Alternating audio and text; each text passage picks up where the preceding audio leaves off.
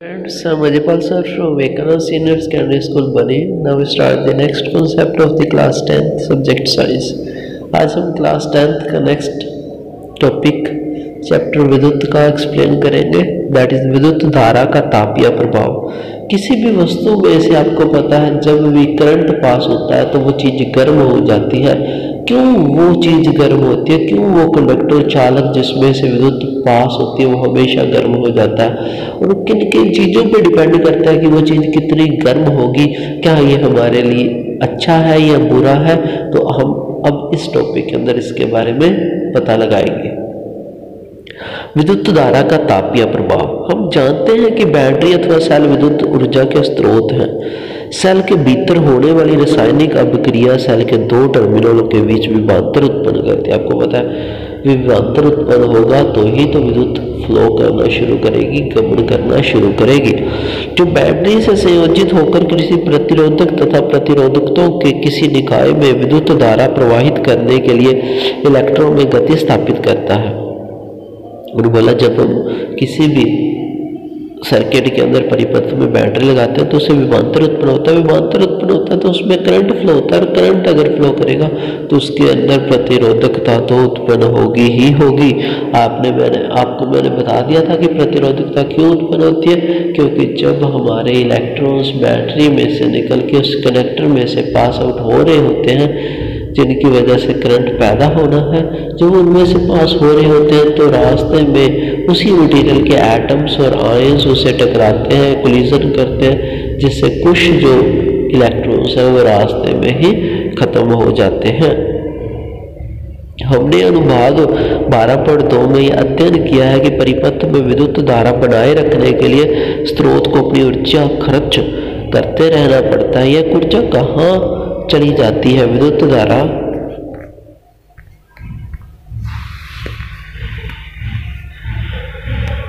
बनाए रखने में खर्च हुई स्रोत की ऊर्जा का कुछ भाग उपयोगी कार्य करने में उपयोग हो जाता है। जैसे पंखा है, मान लो हम उसको बिजली दे रहे हैं, विद्युत दे रहे हैं, तो उसका कुछ भाग तो उसको क्या करेगा, घुमाने में यूज हो जाएगा और हमें हवा आएगी। बट कुछ एनर्जी का भाग आपको पता है उस चीज को गर्म भी कर देगा, उस पंखे को गर्म कर देगा। तो स्रोत की ऊर्जा का शेष भाग उस ऊष्मा को उत्पन्न करने में खर्च हो जाएगा जो संयंत्रों के ताप में वृद्धि करती है। ओके, जितने भी संयंत्र होते हैं, जितने भी यंत्र होते हैं हमारे घरों में लगे होते हैं, उनमें जितना भी करंट पैदा होता है उनको गर्म कर देता है। इसका प्रेक्षण प्राय हम अपने दैनिक जीवन में करते हैं। उदाहरण के लिए जब हम किसी विद्युत खंभे को निरंतर काफी समय तक हिलाते हैं तो वह गर्म हो जाता है पंखे को। इसके विपरीत यदि विद्युत परिपथ विशुद्ध रूप से प्रतिरोधक है, अर्थात बैटरी के केवल प्रतिरोधों का एक ही समूह ही संयोजित किया जाता है, तो स्रोत की ऊर्जा निरंतर रूप से ऊष्मा के रूप में क्षयित होती रहती है। इसे विद्युत धारा का तापीय प्रभाव बोलते हैं। इस प्रभाव का उपयोग विद्युत हीटर, विद्युत इस्त्री जैसे युक्तियों में किया जाता है। और बोला घरों के अंदर कभी भी जो प्रतिरोधक है वो सीरीज में नहीं लगाने चाहिए, क्योंकि सीरीज के अंदर आपको पता रेजिस्टेंस बढ़ जाएगी, रेजिस्टेंस बढ़ जाएगी तो क्या होगा, वो चीज उतनी ही ज्यादा गर्म हो जाएगी। प्रतिरोधक आर के किसी प्रतिरोधक का विचार कीजिए जिसमें विद्युत धारा I प्रवाहित हो रही है। मान लीजिए किसी इसके सिरों के बीच में विभवांतर V है।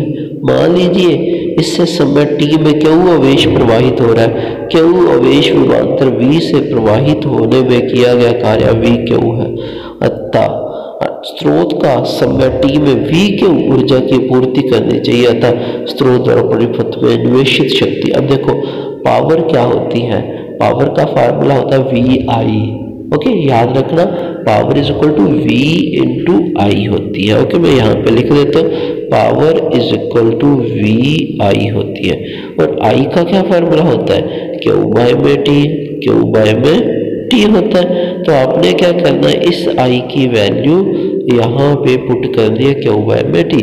तो अब ये देखो Q बाय में T I होता है वही दोबारा, तो यहाँ से दो फार्मूले निकल के जो P होता है उसको VQ बाय में T लिख सकते हैं या VI भी लिख सकते हैं। तो ये आपने याद रखना है। अर्थात समय टी में स्रोत द्वारा परिपथ को प्रदान की गई ऊर्जा P इंटू टी है। अब ऊर्जा का फार्मूला पावर इंटू टाइम होता है, V जो VIT होता है, क्योंकि P आपको पता है VI है। ये देखो उन्होंने क्या किया, P is equal to VI है। ओके, और आपको पता ऊर्जा का हीट का फार्मूला यहाँ पे क्या हो जाएगा, P इंटू टी हो जाएगा। ओके, P इंटू टी हो जाएगा।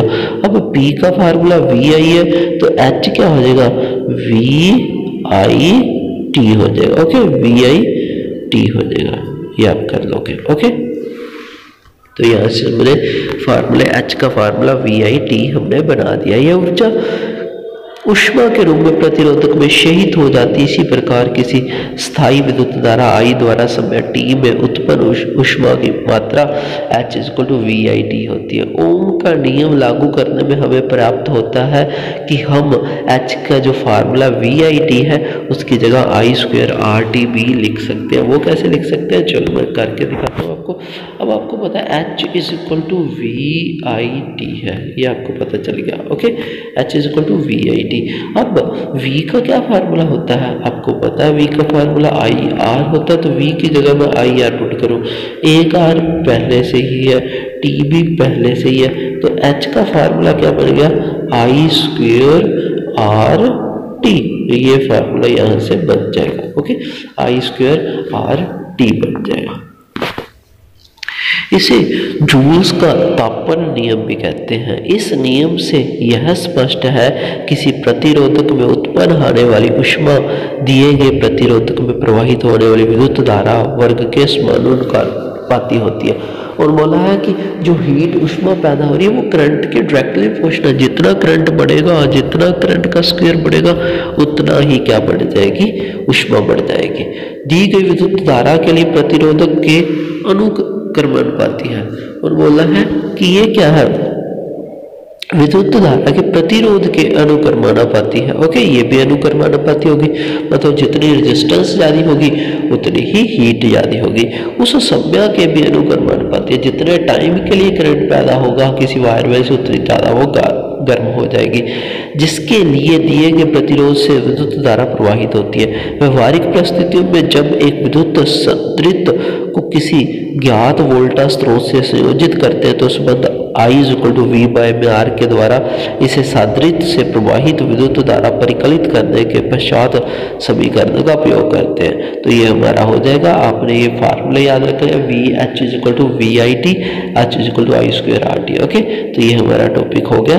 नेक्स्ट टॉपिक हम कल डिस्कशन करेंगे। तो I hope you understand this concept. Okay, तो take care, stay home, stay safe, bye.